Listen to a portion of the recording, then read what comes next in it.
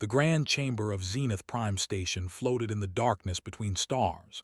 Inside, representatives from 47 different species sat in their designated seats. Some breathed oxygen, others methane. Some had scales, others had fur or skin or something else entirely.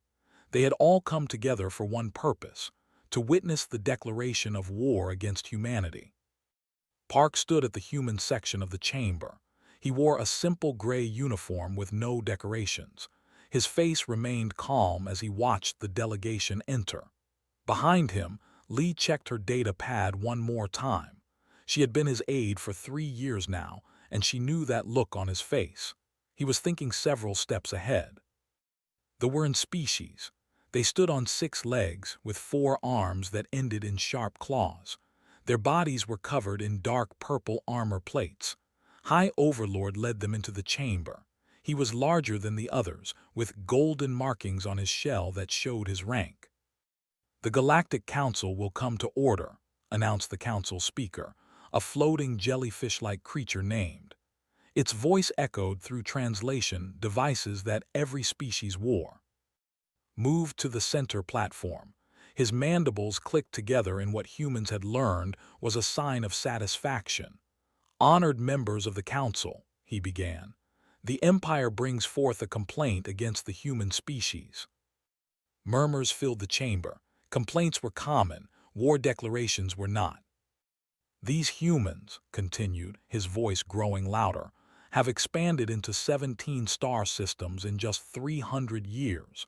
They refuse to accept our economic guidance. They reject the trade agreements that every civilized species accepts. They build military vessels in secret. They are aggressive, primitive, and dangerous." Leaned forward slightly, didn't move. "The Empire, supported by 12 allied species, formally declares a state of war against humanity. We will teach them their place in the galactic order." The chamber erupted. Representatives shouted in a dozen languages. Some expressed shock, others nodded in agreement. A few looked at the human delegation with what might have been pity. Called for silence. "Ambassador Park, you may respond." Stood slowly. He walked to the center platform, his steps measured and calm. When he spoke, his voice was quiet, but everyone listened. "High Overlord, I understand your concerns," he said. "Humanity has indeed expanded quickly. We are young by galactic standards. We have much to learn." His mandibles clicked faster. He hadn't expected agreement. "However," continued, "I would like to invoke the tradition of ours. It is an old galactic custom, is it not? Before war begins, the challenged party may request time to prepare their response." "The tradition of ours is for honorable species," snapped, "not for primitives who—" "The tradition is clear," interrupted. "Any species may invoke it. How much time do you request, Ambassador Park?" 24 hours, said. The chamber fell silent. 24 hours was nothing. Most species requested weeks or months. Some requested years. Laughed. It was a horrible sound, like metal scraping against stone. 24 hours. We grant you this time, human. Use it to pray to whatever gods you believe in. Our fleet of 15,000 warships will darken your skis. You have perhaps 3,000 vessels. You are outmatched 5-1. "Thank you for your generosity," High Overlord said. He bowed slightly, then turned and walked back to his seat. Stared at him. "Sir, what are we?" "Send the message," said quietly. "Protocol Nightfall, all assets." His fingers flew across her data pad. The message was encrypted with codes that would take them 1,000 years to break. It consisted of only 3 words: Protocol Nightfall, all assets. The message shot through quantum communication channels, reaching Earth and every human colony instantly. Around them, other council members began placing bets. The delegation, 4-armed traders who loved gambling, started taking odds. Most bets favored them by overwhelming margins. A few species bet on humanity surviving for a week. No one bet on a human victory. "They are fools," said Ambassador of the to his aide. They have been spacefaring for 10,000 years. Humans barely left their planet 3 centuries ago. But not everyone was so certain. In a private booth, Ambassador of the Communion watched with her 3 eyes. They were an old species, one of the oldest in the galaxy. They had seen many wars. "Did you see his face?" she asked her aide. He looked calm, Ambassador. "No," said slowly. He looked like someone who had been waiting for this moment, like someone who had prepared for it. Back at the human section and gathered their materials, other ambassadors watched them leave, some with contempt, some with curiosity, a few with genuine sadness. "Ambassador Park," called a voice. It was Ambassador Vin of the people, a peaceful species that had always been friendly with humanity. "I am sorry this has happened, if there is anything." "Thank you," Ambassador Vin said with a small smile. "But please do not worry, everything will be fine." Vin watched them go, his tentacles drooping with sadness. He was certain he would never see the human ambassadors again. As they walked through the corridors of Zenith Prime toward their ship, finally spoke. "Sir, can I ask you something?" "Of course." "You don't seem worried. We're about to fight a war against 15,000 enemy ships. Our public fleet numbers only 3,000 vessels. The odds." Stopped walking. He looked at with an expression she had never seen before. It wasn't worry. It wasn't fear. It was something else entirely. "Do you remember what I told you when you first became my aide? You said that in diplomacy, the most important skill is knowing when to show your cards and when to hide them." "Exactly," said. "They think they know everything about humanity. They have watched our expansion. They have counted our ships. They have measured our weapons. They believe they understand us." "Don't they?" asked. Smiled. It was not a happy smile. "They have seen what we wanted them to see. The question isn't whether we can survive this war. The question is how quickly we should end it." Felt a chill run down her spine. "Sir, what exactly is Protocol Nightfall?" "You'll see," said. "Everyone will see. In 24 hours the galaxy will learn something about humanity. We are patient. We are diplomatic. We prefer peace above all things." He paused. "But we are very, very good at war." They boarded their small diplomatic ship and departed from Zenith Prime. As they jumped to faster-than-light travel, sent one more message. This one went to Admiral Minu, commander of the Human Defense Fleet. The message was simple. They took the bait. Begin. Back in the council chamber, celebrated with his allies. They drank fermented nectar and planned how they would divide human territory. None of them noticed watching quietly from its tank. The ancient being had lived for 3,000 years. It had seen 100 wars, and something about the human ambassador's calm face reminded it of something. It reminded of the calm before a storm. The countdown had begun. 24 hours until war. But what they didn't know was that for humanity, the war had started 50 years ago. Every ship, every weapon, every strategy had been prepared for this exact moment. Humanity had been waiting. And now, finally, they would show the galaxy what a species from a death world could really do. The war fleet moved through space like a swarm of locusts. 15,000 ships, each one bristling with weapons.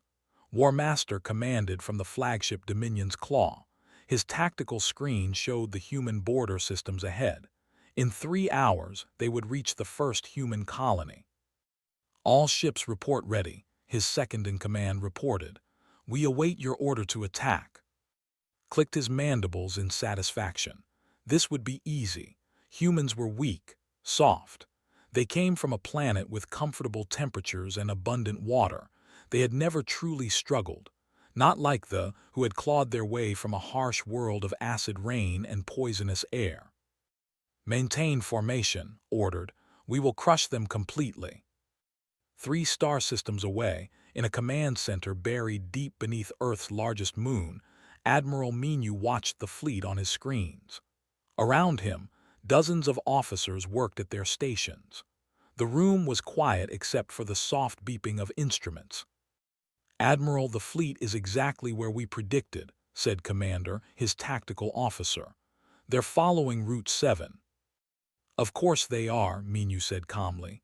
"It's the most direct route. They want to appear strong, aggressive. They want us to see them coming." "Sir, should we move our defensive fleets into position?" "No," Minu said. "Execute Protocol Nightfall Phase 1. Empty the colonies." Across 3 border systems, evacuation orders went out. Every human civilian had already packed their essential belongings. They had been ready for this for years. Within an hour, transport ships lifted off from colony worlds. They didn't flee randomly. They followed precise routes that had been planned and practiced 100 times.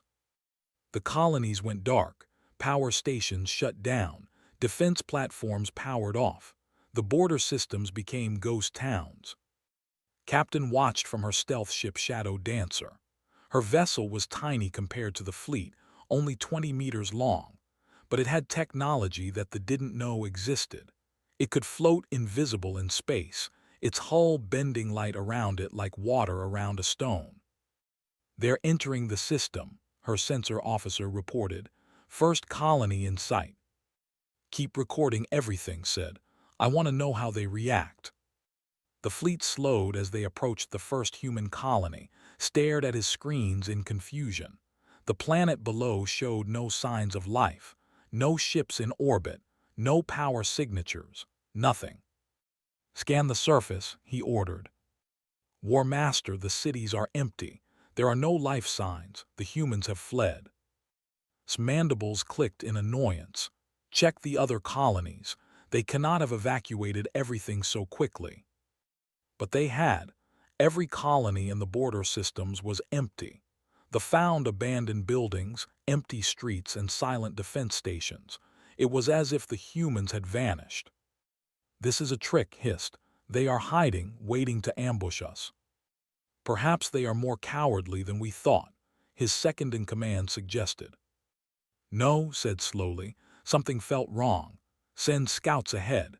Check every system between here and their core worlds. Be careful." While the fleet searched empty colonies, Captain sent her reports back to Admiral Minu. Her stealth ship wasn't alone. There were 300 others like it, hidden throughout space. "All ships report," Minu said to his communications officer. "Shadow Dancer confirms fleet is in system. Ghost Runner reports military station Delta 9 is operating normally. Silent Wing has visual confirmation of supply depot at." Minu nodded. For 50 years, human intelligence had been mapping space, every military base, every supply depot, every shipyard, every communications relay. The thought their space was secure. They had no idea that human stealth ships had been watching them for half a century.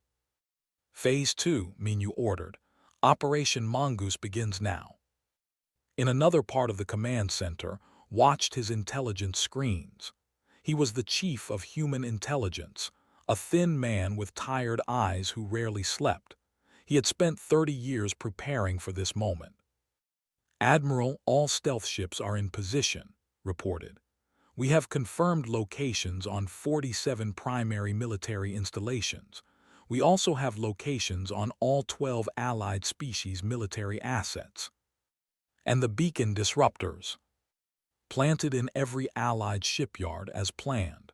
The moment they try to jump to space, their navigation will fail. They'll end up in empty space, days away from the battle." Minu allowed himself a small smile. "To think they're fighting 3,000 human ships. Let's show them what we've really been building." Deep in the asteroid belts of 7 star systems, hidden construction yards came alive.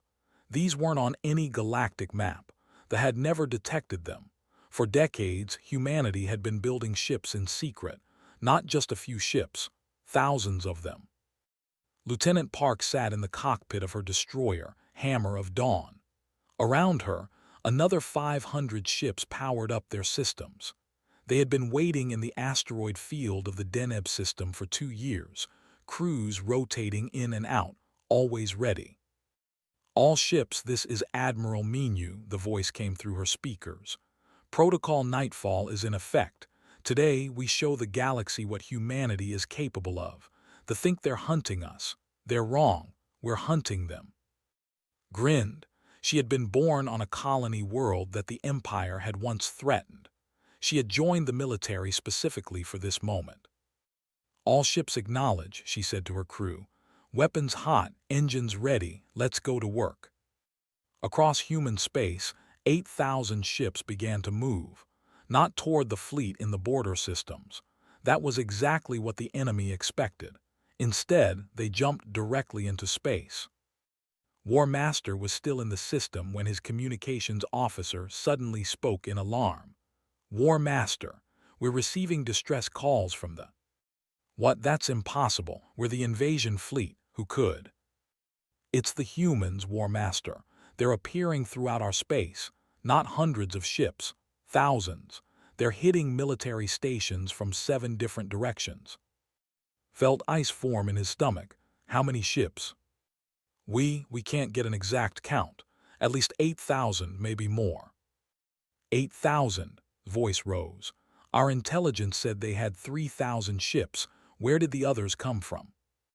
No one had an answer, because no one in the Empire had considered that humanity might lie, that they might hide their true strength, that they might prepare for war while pretending to be weak. At the supply depot, soldiers saw human ships appear on their sensors and couldn't believe it. The human fleet should have been defending their colonies, not attacking deep inside space. "Fire all weapons," the depot commander ordered. But the human ships moved differently than expected. They were faster, more agile.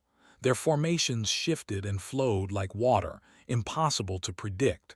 The weapons, designed for traditional galactic warfare, couldn't keep up. Lieutenant Nam led a squadron of 60 fighters in an attack on a communications relay. His ship was small and fast, barely 10 meters long, but it had been designed by humans who understood something that they didn't. Speed and coordination beat raw power. "All wings, pattern 7, called to his squadron. "Let's show them why you don't mess with humans." The fighters spread out, each one connected to the others through a quantum communication network. They shared targeting data instantly. When one pilot saw an enemy, all 60 pilots knew where it was. They moved as one organism, a school of fish that thought with one mind. The defenders fired their weapons, but the human fighters were already somewhere else. They weaved through defensive fire, their AI-assisted flight systems calculating trajectories that would make the pilots dizzy. In 3 minutes, the communications relay was destroyed. Back on Earth's moon, Admiral Menu watched the battle reports come in. Green markers appeared on his screen, showing successful strikes against military assets. One after another, the markers turned green. "Admiral, the fleet is trying to jump back to defend their space," Commander reported. "Block them," Menu ordered. "Deploy the gravity mines." Human ships dropped thousands of small devices in the space around the fleet. When activated, they created artificial gravity wells that made faster-than-light travel impossible. The fleet was trapped in the border systems, unable to jump away. Stared at his screens in growing horror. His fleet was useless here. The real battle was happening in space, and he couldn't reach it. "We've been outmaneuvered," he whispered. "They didn't fight us. They bypassed us entirely." His second-in-command looked confused. "But War Master, this is not how war works. You fight the enemy fleet. You don't just—" "They're not following galactic warfare doctrine," said bitterly. "They're doing something else, something we didn't prepare for." The first hour of the war ended. They had not fired a single shot at a human civilian. They had not conquered a single human world.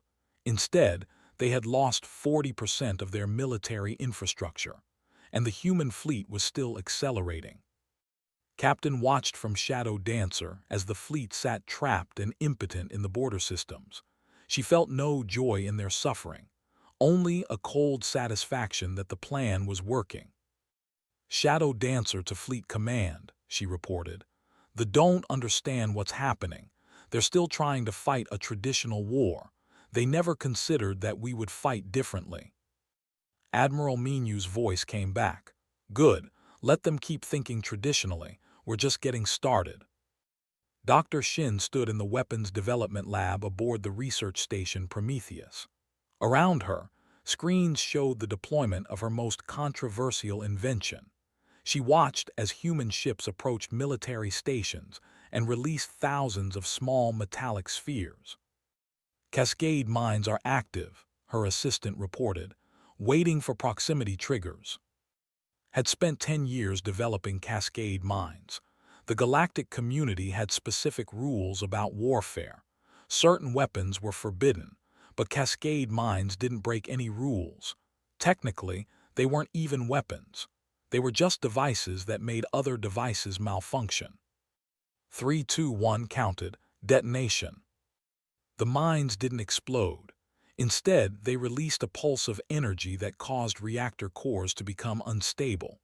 One reactor would destabilize, then it would trigger the reactors around it, like dominoes falling, one after another.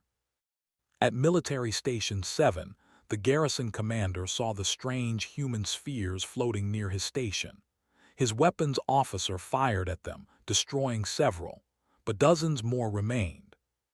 Commander, our reactor core is showing unusual readings, his engineer reported. What kind of readings? Before the engineer could answer, the reactor went critical. Emergency systems tried to shut it down, but the cascade effect was already spreading. The station's backup reactors began to fail, then the reactors on nearby ships. Within 60 seconds, the entire station lost power. The same scene repeated at 46 other military installations. Not destroyed, just turned off. Ships floated dead in space. Station weapons went silent. Soldiers sat in the dark, wondering what had just happened. This is impossible, War Master whispered as he watched the reports. They're shutting down our entire military without firing direct weapons. How? His science officer studied the data. War Master, these cascade mines don't violate any galactic warfare convention. They don't use nuclear, biological, or quantum weapons. They simply cause mechanical failures. It doesn't matter what they use, shouted. We're losing. Lieutenant Nam led his fighter squadron toward a supply convoy. 30 cargo ships protected by 50 warships. Under normal circumstances, his 60 fighters wouldn't stand a chance. But these weren't normal circumstances. All wings engage pattern 12, ordered. Let's teach them about swarming. His fighters spread out in 3 dimensions. Each pilot was connected to an AI tactical network that calculated positions, velocities, and targeting solutions faster than any organic brain could manage. But the AI didn't control the ships. It just helped. The pilots still made the final decisions. The warships fired their weapons. Massive energy beams and explosive projectiles filled space. But the human fighters moved in coordinated chaos. Where the AI predicted danger, the pilots weren't. They flowed around the attacks like water around stones. Target their engines, called. Disable, don't destroy. We want survivors to report back. The fighters swooped in, firing precise shots at engine systems. Ships went spinning, unable to maneuver. Others lost propulsion entirely. Within 10 minutes, the entire convoy was disabled. Squadron hadn't lost a single fighter. Shadow 3 to command, he reported. Convoy neutralized, all pilots safe, returning to carrier. Aboard the carrier Indomitable Will, Commander Bay watched the fighter squadrons return. She had been skeptical when Admiral Minu first proposed the AI-assisted combat system. She had worried it would make pilots dependent on machines. But now she understood. The AI wasn't replacing human judgment. It was enhancing it. Commander, we have new orders, her communications officer said. We're to move to the system. They felt her pulse quicken. That's deep inside their space. Yes, ma'am. Admiral Minu is gathering the entire fleet there. Around space, 8,000 human ships began to converge on a single target, not to destroy it, to surround it. High Overlord sat in his command chamber on the. Reports flooded in from every direction. Military stations offline. Supply convoys disabled. Defense fleets scattered. And now, human ships were approaching his home system. "Contact our allies," ordered. "Tell them we need reinforcements immediately." His communications officer tried, and tried again, then looked up with confusion. "High Overlord, our allies report they cannot reach us. Their navigation systems are malfunctioning. They're ending up in wrong coordinates far from battle space." Felt rage building inside him. How convenient. The moment we need them, all 12 allied species suddenly have navigation problems. What didn't know was that Captain Stealth ships had spent years planting small devices in allied shipyards. Beacon disruptors that interfered with faster-than-light navigation. The Allied fleets weren't abandoning they simply couldn't find them. Watched the Allied fleets drift helplessly in deep space from his intelligence center. Each one was days away from reaching the battle, days they didn't have. "Sir, the delegation is demanding to know what's happening," an officer reported. "Tell them it's a tragedy," said with a straight face. "Such terrible luck that all the Allied navigation systems failed at once. These things happen in war." The officer tried not to smile. "Yes, sir." Admiral Menu stood on the bridge of his flagship, New Horizon. Around the human fleet settled into position. 8,000 ships perfectly coordinated, but their weapons remained cold. "Admiral, we're in position," Commander reported. "The defensive fleet is forming up. They have roughly 2,000 ships defending 2,000 against 8,000, Menu said quietly. "They must know they can't win." "Should we demand surrender, sir?" "Not yet. Open a channel, all frequencies. I want every to hear this." Menu's face appeared on screens across and on every ship in the system. He wore his uniform with all its decorations. Behind him, the bridge crew of New Horizon worked efficiently. "People of the Empire," Menu began. His voice was calm and measured. 12 hours ago, your leaders declared war on humanity. They believed we were weak, primitive, easy targets. They were wrong. On millions of citizens watched in shock. This was the face of their enemy. He didn't look angry. He didn't look cruel. He looked tired. "In the past 12 hours, we have disabled 47 of your military installations. We have neutralized 63% of your offensive fleet capacity. We have isolated your allies and surrounded Menu paused. "And we have done all of this without targeting a single civilian center. Not one city. Not one civilian ship. Not one unarmed station." Watched the broadcast with growing dread. The human admiral was right. Despite their overwhelming assault, the humans had struck only military targets. "We could end this now," Menu continued. "We have weapons that could turn you into a lifeless rock. We have the capacity to make your species extinct, but we won't. Do you know why?" The question hung in the air. Across the Empire, billions waited for the answer. "Because that's not who we are," Menu said. "Yes, we come from a harsh world. Yes, we learned to fight for survival, but we also learned something else. We learned that the strongest person isn't the one who hurts others. It's the one who chooses not to, even when they could." In the council chambers on Zenith Prime, Ambassador Lee watched Menu's broadcast.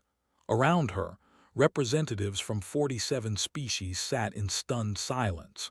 They had all expected humanity to be crushed.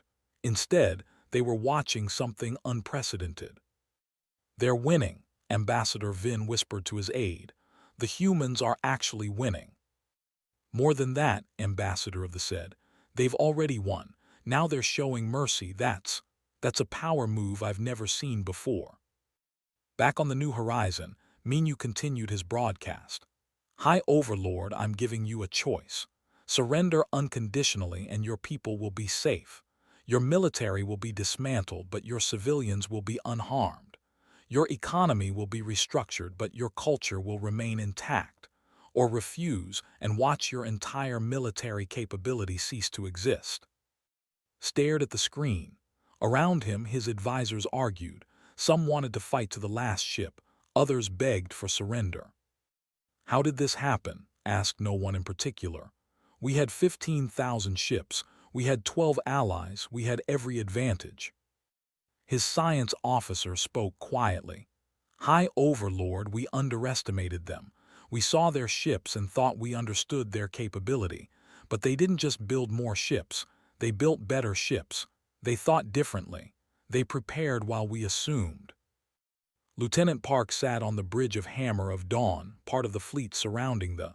She watched the defensive fleet position itself. 2,000 ships against 8,000. The math was simple. Think they'll surrender? Her weapons officer asked. I don't know, said. We gave them a way out with dignity. That's more than they would have given us. Orders from Admiral Menu, communications reported. We're to hold position. No offensive action unless fired upon. We wait for their decision. The human fleet held its position in perfect silence. No threats, no aggressive maneuvers, just patient waiting. It was perhaps the most intimidating display of power the galaxy had ever seen, an overwhelming force that chose restraint. Looked at the faces of his advisors. He thought about the billions of civilians depending on his decision. He remembered his confident declaration just 12 hours ago, how certain he had been of victory. What kind of species surrounds an enemy and then offers mercy? He asked. His advisor answered, a species that doesn't need to prove its strength, High Overlord, one that's already proven it. In the space around the standoff continued. 8,000 human ships waited. 2,000 ships prepared for a battle they couldn't win. And throughout the galaxy, every species watched and realized that their understanding of humanity had been completely wrong. Dr. Shin studied the tactical data from her research station. They're not going to fight, she predicted. They are a practical species. They understand math. 2,000 versus 8,000. And after seeing what we did to their military stations, they know we have weapons they can't counter. Then why the delay? Her assistant asked. Pride, said simply. It takes time to swallow your pride, especially when you're as old a species as they've been a major power for 10,000 years. Admitting defeat to a species less than 300 years in space, that's hard. But time was running out. Admiral Menu had given them 12 hours to decide. The clock was ticking. At the 13-hour mark, Admiral Menu authorized the next phase of the operation. It wasn't an attack. It was a broadcast, but this broadcast would change everything. Was a human historian, not a soldier. She had spent her entire career studying Earth's history, particularly the difficult parts. The wars, the struggles, the times when humanity had nearly destroyed itself. Now, Admiral Menu had asked her to explain humanity to the galaxy. She stood in a simple recording studio aboard New Horizon. No fancy effects, no dramatic music, just her, a camera, and the truth. My name is, she began. I'm a historian. I'm not a soldier, not a politician, not a military strategist. I study the past, and I want to tell you about the planet called Earth and the species that came from it. Her broadcast went out on every frequency. It reached not just but every species in the galaxy. On Zenith Prime in the council chambers, representatives gathered to watch. Earth is what we call a death world, continued. The temperature swings from frozen wastelands to scorching deserts. There are thousands of predators, each one deadly. Diseases that kill millions. Natural disasters that reshape entire continents. For most of galactic history, species evolved on stable, comfortable worlds. Earth was not comfortable. She showed images of Earth, hurricanes that could destroy cities, earthquakes that split the ground, volcanoes that blocked out the sun, predators with teeth and claws, microscopic organisms that could kill in days. Humans didn't become the dominant species on Earth because we were the strongest. We weren't. We weren't the fastest. We weren't the biggest. We survived because we could think, because we could adapt, because we could work together. High Overlord watched the broadcast from his command chamber. He wanted to turn it off, but something made him keep watching. "We nearly destroyed ourselves several times," said. "Wars that killed millions. Weapons that could have ended all life on our planet. We created problems that seemed impossible to solve, but we solved them, not because we were perfect, not because we were peaceful, but because we learned something important." She paused, looking directly into the camera. "We learned that surviving isn't the same as winning. We learned that strength without wisdom is just destruction. We learned that the hardest choice is often the right choice." His voice grew softer. "When the Empire declared war on us, we weren't surprised. We had been preparing for something like this since the day we met our first alien species. Not because we wanted war, but because we knew that someone someday would see our youth and mistake it for weakness." On Zenith Prime, Ambassador Vin felt tears forming in his eyes. He hadn't expected to feel sympathy for the humans. He had thought they would be crushed. "We spent 50 years building in secret," continued. "Hidden shipyards in asteroid belts, stealth technology that no one knew we had, weapons that pushed the boundaries of galactic warfare conventions without breaking them. We watched, we learned, we prepared." She showed footage of human stealth ships observing space, of Cascade mines being developed, of fighter pilots training for AI-assisted combat. 50 years of preparation compressed into minutes of video. "They called us primitive. They said we had only 3,000 ships. They were right about the first part, wrong about the second. We let them think we were weak. We let them think they understood us. And when they declared war, we were ready." At a listening post on the edge of their space, soldiers watched broadcast in silence. One of them, a young engineer named, spoke quietly. "She's not bragging, she's not threatening, she's just explaining." "That's what makes it terrifying," his commander replied. Continued. "Admiral Minu and Commander planned this operation over 5 years. Captain and her stealth ship crews spent decades mapping space. Doctor developed the Cascade mine specifically for this scenario. Lieutenant and thousands of other pilots trained for combat they hoped would never come. Every human involved in this operation did so not because they wanted war, but because they wanted to be ready for it." She showed images of human children going to school, artists creating paintings, scientists discovering new physics, farmers growing food, normal life continuing even as the military prepared for war. "This is what they didn't understand. We can be both. We can create beauty and prepare for destruction. We can love peace and be excellent at war. We can be gentle with our friends and ruthless with our enemies. That's what it means to be human." On the bridge of New Horizon, Admiral Minu watched his screens. The defensive fleet hadn't moved. They were still deciding. But now, internal communications in the Empire were becoming frantic.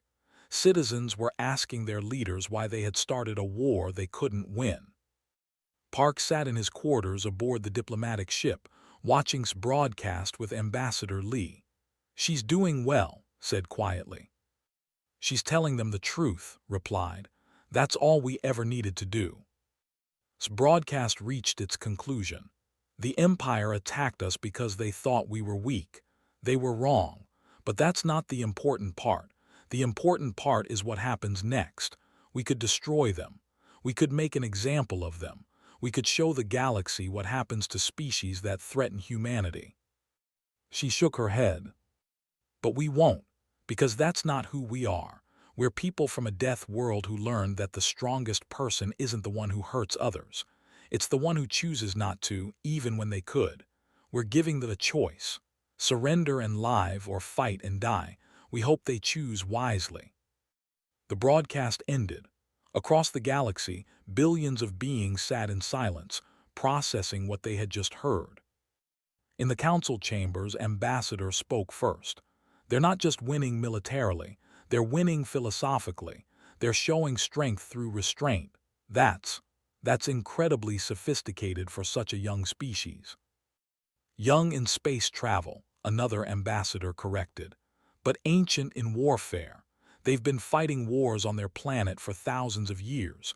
We've just never seen it before. High Overlord turned off the broadcast and looked at his advisors. Opinions.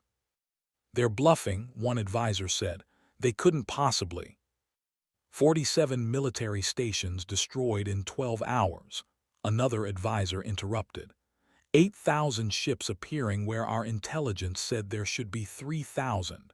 Technology we've never seen before. That's not a bluff, that's preparation. But they're so young, the first advisor protested. Stood up slowly. His body felt old and tired.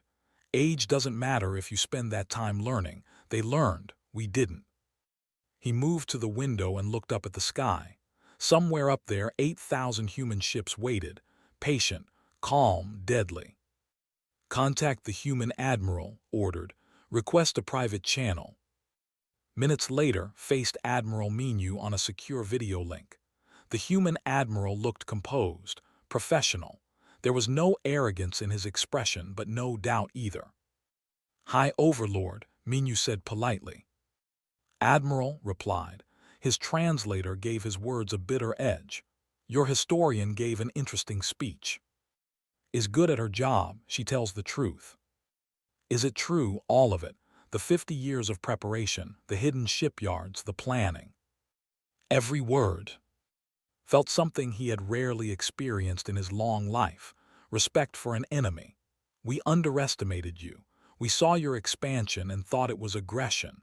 We saw your military and thought it was weak. We saw your diplomacy and thought it was fear. It was patience, Minu said. There's a difference. I'm beginning to understand that. Paused. What are your terms for surrender? Unconditional surrender of all military forces. Demilitarization supervised by neutral council species. Reparations for the cost of this defensive action. And most importantly, recognition that humanity will not be threatened again. That's surprisingly reasonable. We don't want to destroy you, High Overlord. We just want you to leave us alone. Considered, and if I refuse, if I order my fleet to fight. Minu's expression didn't change. Then in approximately 43 minutes, your fleet will cease to exist. Your military infrastructure will be completely dismantled. Your space superiority will end, and you'll have no choice but to accept worse terms. The offer I'm making now is the best one you'll get. You sound very certain. I am certain, because unlike you, High Overlord, I don't underestimate my enemy. I've studied tactics for 30 years. I know exactly what you'll try to do, and I know exactly how to counter it. The question isn't whether we can win. The question is how much more you want to lose before you accept that. Looked at this human admiral, this member of a species barely 3 centuries in space, and realized that Minu was right, completely right. I need to consult with my council, said. You have 4 hours, Minu replied. After that, I'll assume you've chosen combat. The call ended, turned to his advisors. Begin drafting surrender terms. Contact our allies, tell them to stand down. High Overlord, our allies still can't reach us. Their navigation isn't broken, said flatly. The humans did something to their systems, probably years ago, which means they've been planning this even longer than 50 years. They've been preparing since first contact. His advisors looked shocked. Continued. Think about it. You don't plant sabotage devices in 12 different species shipyards unless you've been planning for decades. This wasn't a lucky defense. This was a trap we walked into willingly. In another part of space, Young the engineer was talking with his crew. Did you notice something about the human attacks? He asked. What? They disabled everything. Stations, ships, supplies, but they didn't destroy them. Those cascade mines could have been actual explosives, but they weren't. The humans specifically designed weapons that would shut us down without killing us. His commander nodded slowly. They planned to show mercy from the very beginning. They built weapons specifically for disabling rather than destroying. That's scary, finished. It's more scary than if they had just tried to kill us, because it means they thought everything through, even the mercy part. Back on New Horizon, Commander approached Admiral Minu. Sir, we're getting reports that civilian broadcasts across space are calling for surrender. The public has turned against the war. Good, Minu said. That was part of the plan. Make it impossible for to continue fighting without looking like a fool. You really did think of everything, didn't you, sir? Minu smiled tiredly. Not everything, but most things. That's what 50 years of preparation looks like. At the 24-hour mark exactly, High Overlord made his announcement. His image appeared on every screen in space and throughout the galaxy. He looked smaller somehow, as if the weight of defeat had physically diminished him. People of the Empire, members of the Galactic Council, and Admiral Minu of humanity, began. His voice was steady but lacked its usual confidence. On behalf of the Empire and our allied species, I formally and unconditionally surrender to humanity. The war is over. In the council chambers on Zenith Prime, representatives erupted in shocked conversation. A war that had started with such confidence had ended in exactly 1 day. Not 1 week, not 1 month, 1 day. This is unprecedented, Ambassador Vin whispered. The Empire has existed for 10,000 years. They've never lost a war, and humanity beat them in 24 hours. Ambassador of the nodded slowly. More than that, humanity beat them so completely that continued fighting became impossible. This wasn't a close battle. This was a demonstration. Admiral Minu received the surrender aboard New Horizon. He didn't celebrate. He didn't smile. He simply nodded and began issuing orders for the stand-down of human forces. Around him, his crew remained professional. There would be time for celebration later. Now there was work to do. Total human casualties, Minu asked Commander. 127, sir. Mostly from the fighter squadrons that engaged defensive positions. Some injured who will recover. 17 killed in action. Minu closed his eyes for a moment. 17 people who wouldn't go home. 17 families that would grieve. War always had a cost, even when you won. Casualties. Approximately 40,000, sir. Again, mostly military personnel. No civilian casualties. Our targeting was clean. Good, make sure their wounded receive medical assistance. We're not barbarians. A week later, an emergency session of the Galactic Council convened on Zenith Prime. Every species sent their top representatives. Everyone wanted to hear what humanity would say now that they had proven their strength. Park stood at the center platform. He looked exactly as he had when the war was declared. Calm, composed, but now everyone listened with new respect. Honored members of the Council began. 1 week ago, the Empire declared war on humanity. They believed we were weak. They believed we were primitives who could be easily conquered. They were wrong. He let that statement hang in the air for a moment. But here's what they were right about. We are young. We have been in space for only 300 years. We are still learning the ways of the galactic community. We make mistakes. We don't always understand ancient traditions. Lee watched from the human section. She knew where was going with this speech. They had practiced it together. However, continued, his voice growing stronger, youth does not mean weakness. Inexperience does not mean inability. And patience does not mean fear. For 50 years, humanity has been preparing for this moment, not because we wanted war, but because we knew that someone would eventually test us. He activated a holographic display. It showed the timeline of the war, 24 hours compressed into a visual representation. Hour 0, fleet invades our border systems. Hour 1, they discover our colonies evacuated. Hour 2, human forces appear throughout space. Hour 12, surrounded. Hour 24, unconditional surrender. The display vanished, looked at each council member in turn. I want to be very clear about something. This was not luck. This was not some secret. This was preparation meeting opportunity. For 50 years we watched, we learned, we built, and when the moment came we were ready. Sat in the section, forced to listen to humanity's victory speech. But to his surprise he found he wasn't angry. Instead he felt something like understanding. The humans had been honest.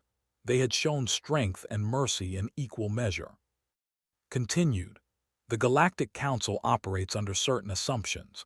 One of those assumptions is that older species are wiser, more advanced, more capable, and often that's true, but age can also breed complacency. The thought they understood warfare because they'd been doing it for 10,000 years, but they'd been doing it the same way for 10,000 years. He paused. Humanity does things differently, not because we're better, but because we're new. We don't have 10,000 years of tradition telling us how things should be done. We have innovation, creativity, and yes, a certain amount of desperation that comes from being young and vulnerable. Watched from the observation area, he had provided much of the intelligence that made the victory possible. Now he was curious how the Council would react to Snek's proposal. Humanity proposes reforms to the Galactic Council, said.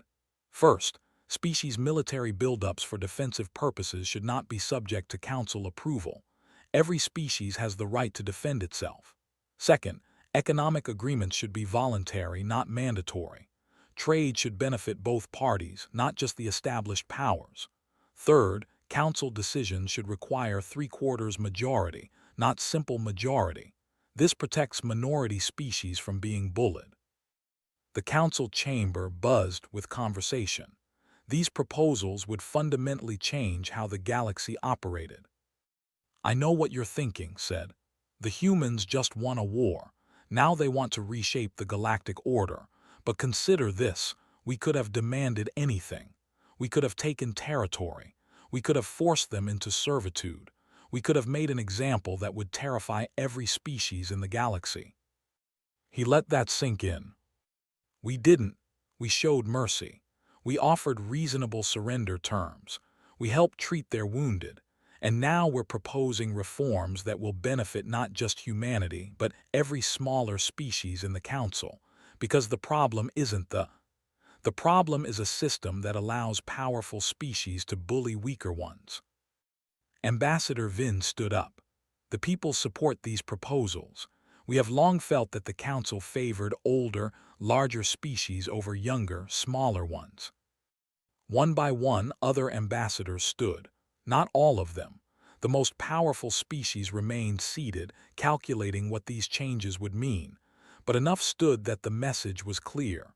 Change was coming. In a private chamber after the session, Ambassador Lee met with several junior ambassadors from smaller species. One of them, a representative from a species called the, spoke hesitantly. Ambassador Lee, can I ask you something? Of course. Why did you help us?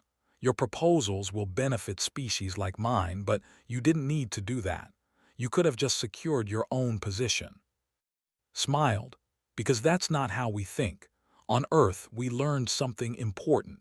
When you lift others up, you don't bring yourself down. You make everyone stronger. A galaxy where small species are protected is better for everyone, including us. Back on Earth, celebrations were modest. Humans gathered in public squares and watched broadcasts of the Council session. But there were no parades, no massive fireworks displays. Instead, there was quiet satisfaction and relief. Lieutenant Park returned to her family on the colony world she'd been born on. Her parents hugged her tightly. We're so proud of you, her mother said. I just did my job, replied. Your job saved us all, her father said. They would have conquered our world, but you and people like you stopped them. Lieutenant Nam attended a memorial service for the 17 pilots who had died in the conflict. He stood with other survivors, honoring friends who wouldn't come home. War had a cost. Victory didn't change that. Dr. Shin received requests from 24 species asking about cascade mine technology. She politely declined all of them. Some technologies were too dangerous to share, but she did accept an invitation to speak at a galactic scientific conference about defensive weapon design. Captain and her stealth ship crew received classified commendations. Their 50 years of intelligence gathering couldn't be publicly acknowledged, but among the human military, they were legends. 3 months after the war, Ambassador Park returned to Earth for the first time in 5 years. He met with Earth's Council of Leaders in Geneva. "The galaxy sees us differently now," reported. "Before we were interesting but unimportant. Now we're respected. Some species fear us, others want to ally with us, but no one dismisses us anymore." "Is that good?" asked Chairwoman of the Earth Council. "It's necessary," replied. "Respect keeps us safe, but we have to be careful. We showed the galaxy what we're capable of. Now we need to show them we won't abuse that capability." "How do we do that?" "By being consistent. We defend ourselves when attacked. We help others when able. We keep our word. We act with honor. Over time, the galaxy will learn that humanity can be trusted with power." In space, the rebuilding had begun. High Overlord had been removed from power. A new government was forming, one more focused on internal development than external expansion. Young the engineer was part of a delegation visiting human shipyards to learn about advanced technology. "This is strange," said to his companion. "They beat us completely. Now they're helping us rebuild." A human engineer overheard him. Her name was Sora, and she had helped design the Cascade mines. "It's not strange," Sora said. "It's strategic. We don't want the Empire to collapse. We just wanted you to stop being aggressive. A stable, peaceful empire is better for everyone than a destroyed one." "But we attacked you." "And you lost. That's the end of it. Now we move forward," Sora smiled. "Besides, you have good engineers. Once you stop focusing on weapons and start focusing on other things, you'll contribute a lot to the galaxy." Felt something unexpected, hope. Maybe defeat wasn't the end, maybe it was a beginning. On New Horizon, Admiral Minu prepared to retire. He had accomplished what he'd spent 30 years preparing for. Now it was time for others to take over. Commander, who would become the new admiral, met with him for a final briefing. "Sir, what's the most important lesson I should remember?" asked. Minu thought for a long moment. "Strength without wisdom is just violence. Wisdom without strength is just philosophy. You need both. We showed the galaxy our strength. Now we need to show them our wisdom." "And how do we do that?" "By never starting a war, but always being ready to finish one." In the council chambers on Zenith Prime, a vote was held on humanity's proposed reforms. 43 species voted in favor, 4 voted against. The reforms passed. The galactic order began to change. Ambassador Vin approached after the vote. "You did something remarkable, Ambassador Park. You turned a military victory into a political revolution." "We just pointed out what was already obvious," replied. "The old system wasn't fair. Everyone knew it. We just had the leverage to change it." "And you used that leverage wisely. Many species would have been more selfish." Smiled. "We're human. We're selfish sometimes. But we're also practical. A fair galaxy is better for us than an unfair one where we have to constantly prove ourselves." Lee recorded the final entry in her diplomatic journal. She would publish it as a book someday, telling the story of the war from the human diplomatic perspective. "The war against humans was declared," she wrote, "and ended in a day. Not because we were invincible, not because we were lucky, but because we prepared. We thought ahead. We planned for scenarios we hoped would never happen, and when the moment came, we were ready." She paused, thinking about what to write next. The galaxy learned something about humanity in those 24 hours. We're patient, we're merciful, we're strategic, but most importantly, we're adaptable. We came from a death world that taught us to survive. Now we're in a galactic community that needs to learn a new way of doing things, and we're going to teach them, not through conquest, not through domination, but through example. She closed the journal and looked out at the stars. Somewhere out there, 8,000 human ships were returning to their home systems. Somewhere else, former enemies were becoming cautious friends. And everywhere, species were reconsidering their assumptions about the young, aggressive humans. The war had lasted one day, but its lessons would last forever. Humanity had shown the galaxy that youth didn't mean weakness, that preparation mattered more than tradition, that mercy could be more powerful than cruelty, and that sometimes the voice in the room had the most important things to say. The interstellar war against humans had ended, but humanity's real story was just beginning.